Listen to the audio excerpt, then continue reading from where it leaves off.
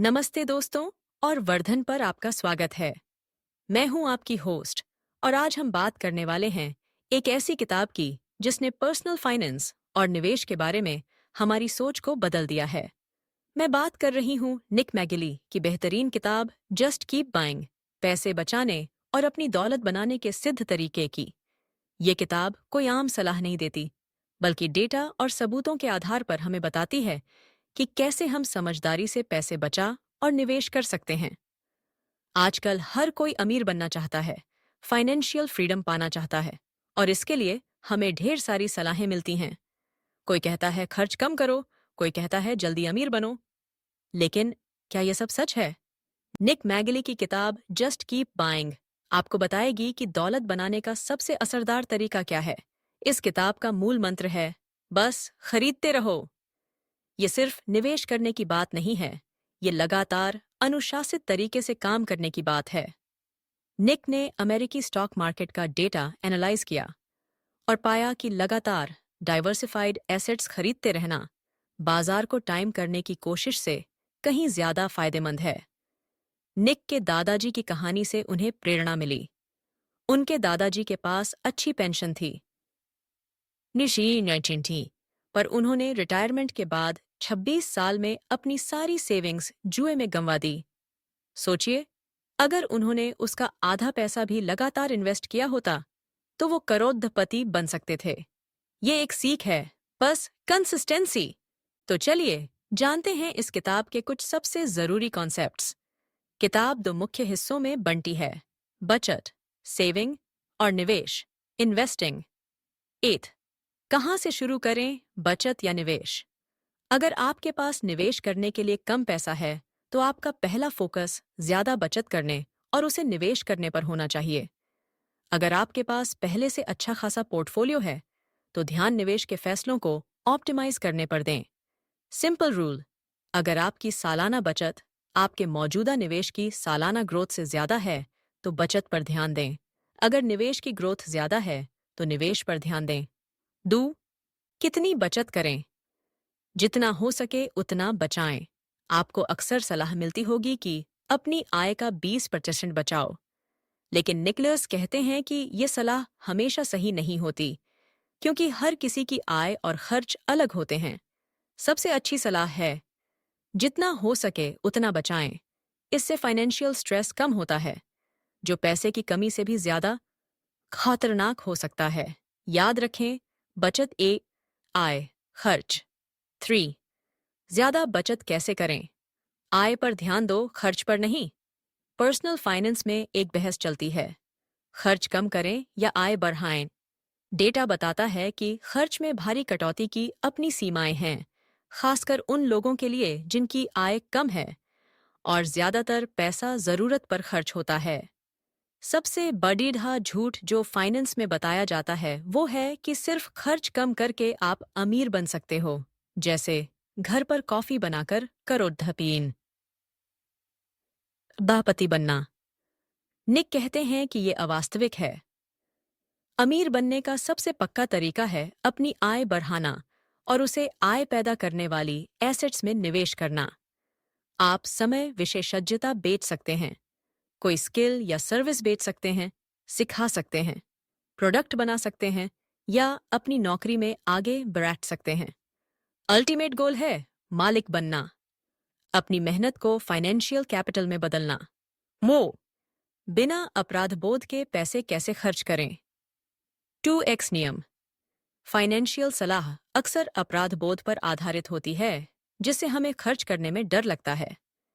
इससे बचने के लिए निक्कनेयेत का 2x नियम है। जब आप किसी चीज पर स्प्लर्ज करें, यानी ज्यादा खर्च करें, तो उतनी ही राशि को आय पैदा करने वाली एसेट्स में निवेश करें या किसी अच्छे काम के लिए दान करें। ये आपके मन से अपराध बोध को हटा देता है। कितनी लाइफस्टाइल क्रीप ठीक है? 50% रेजेस बचाएं।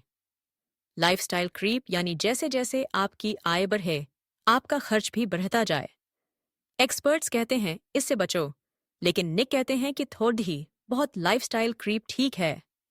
सिंपल रूल, अपनी भविष्य की कमाई और बोनस का कम से कम 50% बचाएं।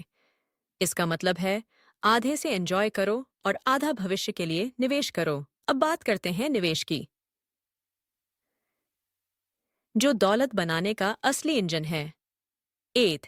निवेश क्यों करें? अपने भविष्य के लिए। जब आप बूढ़े होंगे तो काम नहीं कर पाएंगे। उस समय के लिए पैसों का पूल बनाना जरूरी है। मुद्रास्फीति से बचने के लिए इन्फ्लेशन एक अदृश्य टैक्स है जो समय के साथ आपके पैसे की कीमत कम कर देता है। निवेश ही इसे बचा सकता है। मानव पूंजी को वित्तीय पूंजी में बदलने के लिए हमारी स्किल्स और समय सीमित हैं। निवेश करके आप इन्हें ऐसी संपत्तियों में बदल सकते हैं जो आपके काम न करने पर भी आपको आय दें। किस में निवेश करें? विविध आय उत्पादक एसेट्स। अमीर बनने का कोई एक रास्ता नहीं है। कई तरह की आय पैदा करने वाली एसेट्स में निवेश करें। स्टॉक्स कंपनियों में हिस्सेदारी उच्च रिटर्न देते हैं पर बहुत अस्थिर होते हैं। इंडेक्स फंड्स या ईटीएफ से निवेश करना सबसे अच्छा है। बॉन्ड्स कंपनियों या सरकारों को दिए गए कर्ज, कम रिटर्न पर ज्यादा स्थिर। और बाजार में गिरावट के दौरान सुरक्षित निवेश प्रॉपर्टी, इक्विटी ऑनिटीज इन्वेस्टमेंट प्रॉपर्टी। उच्च रिटर्न दे सकती है पर बहुत काम और डाइवर्सिफाई करना मुश्किल। आरईआईटीज, फार्मलैंड, छोटे व्यवसाय, रॉयल्टी। अपने प्रोडक्ट, ये सभी आय पैदा करने वाले एसेट्स हैं। हर एक के अपने फायदे और जोखिम हैं। व्यक्तिगत स्टॉक क्यों न खरीदें? डेटा साफ बताता है। ज्यादातर पेशेवर मनी मैनेजर भी बड़े बाजार सूचकांकों को मात नहीं दे पाते। अमेरिकी स्टॉक मार्केट के ज्यादातर लाभ सिर्फ कुछ ही शेयरों से आते हैं। व्यक्तिगत स्टॉक चुनने में कौशल है या सिर्फ लक, ये पता लगाना बहुत मुश्किल है। बेहतर है इंडेक्स फंड्स में निवेश करें। कम तनाव और बेहतर रिटर्न। कितनी जल्दी निवेश करें? जितनी जल्दी हो उतना अच्छा। एक नियम याद रखें, ज्यादातर स्टॉक मार्केट ज्यादातर समय ऊपर जाते हैं, इसलिए जितनी जल्दी हो सके अपना पैसा निवेश करें। अभी खरीदें, एक बार में सब निवेश करें।